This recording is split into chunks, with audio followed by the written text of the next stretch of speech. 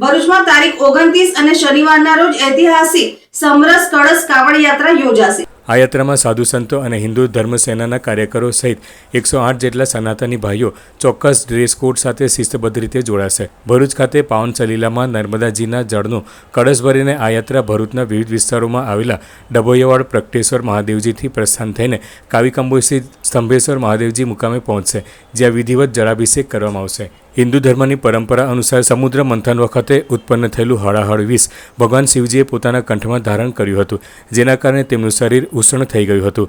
આ ઉષ્ણતાને શાંત કરવા દેવતાઓ અને ઋષિમુનિઓએ પવિત્ર જળથી શિવજીનો અભિષેક કર્યો હતો। ત્યારથી જ શ્રાવણ માસમાં જળાભિષેક કરવાની આ પરંપરા અવિરત ચાલી આવે છે। આ પત્રકાર પરિષદમાં હિન્દુ ધર્મસેના દક્ષિણ ગુજરાતના પ્રમુખ સુધીરસિંહ અટોદરિયા અને ભરૂચ શહેર પ્રમુખ રાહુલ વસાવા સહિતના અગ્રણીઓએ ઉપસ્થિત રહી કાર્યક્રમની રૂપરેખા અને મહત્વ વિશે વિસ્તૃત માર્ગદર્શન પૂરું પાડ્યું હતું। 29/8 શનિવારના રોજ સવારે 10 વાગે ભરૂચ ખાતે ડભોઈયાવાડ ખાતેથી આ બીજી કાવડ યાત્રા, ઐતિહાસિક બીજી કાવડ યાત્રાનું આપણે પ્રસ્થાન કરવાના છે।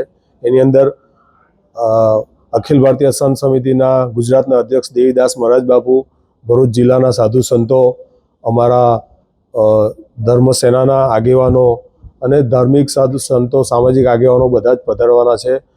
108 કાવડ યાત્રીઓ છે અને સાથે આ વખતે એક નવો અમે વિચાર મૂકેલો કે ભાઈ જે લોકો, અમે તો જવાના જ છે, પણ જે લોકો વડીલો આવી નહીં શકે ત્યાં યાત્રામાં, તો એમના માટે પણ એક અમે મોટા રથમાં કળશની વ્યવસ્થા કરેલી છે। લોકો 1 લોટો પાણી આપશે અને એ પાણીનું અમે ત્યાં કાવિકંબોઈ સ્તંભેશ્વર મહાદેવ ખાતે સાધુ સંતોના હસ્તે એનું અભિષેક કરીશું।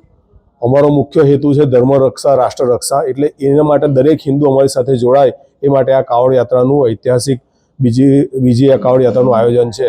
અને ગયા વર્ષના અનુભવના આધારે આ વખતે 1 દિવસ વધાર્યો છે, જ્યાંથી ડભોઈયાવાડ પ્રગટેશ્વર મહાદેવથી શરૂઆત કરીશું। ત્યાં સાધુ સંતો અને રાજકીય મહાનુભાવો શ્રી ગણપતભાઈ વસાવા સાહેબ, યુવા નેતા મુકેશભાઈ રાઠવા સાહેબ, મનસુખભાઈ વસાવા સાહેબ અને બીજા દરેક સમાજના અને સામાજિક રાજકીય આગેવાનો અને સાધુ સંતો, દિલીપદાસ મહારાજ, દેવુભા કાઠી, અમારા ગંગાદાસ બાપુ મહારાજ, મુક્તાનંદ સ્વામી, સોમદાસ બાપુ, લોકેશાનંદજી, તમામ સાધુ સંતોના સાનિધ્યમાં ત્યાંથી અભિષેક કરી પવિત્ર ગંગા, નર્મદા મૈયાનું જે આપણી ગુજરાતની ગંગા કહેવાય એનાથી પ્રગટેશ્વર મહાદેવનું અભિષેક કરી અને યાત્રા સ્વરૂપે ત્યાં જવાના છે। અને આ યાત્રાની અંદર બીજું એક નવો વિષય આવેલો છે કે ઉજ્જૈનમાં જે ભસ્મ આરતી થાય છે તે આખી ઉજ્જૈનની ટીમ આવવાની છે ડભોઈયાવાડ ખાતે, અને એ પણ યાત્રાના રૂટ પર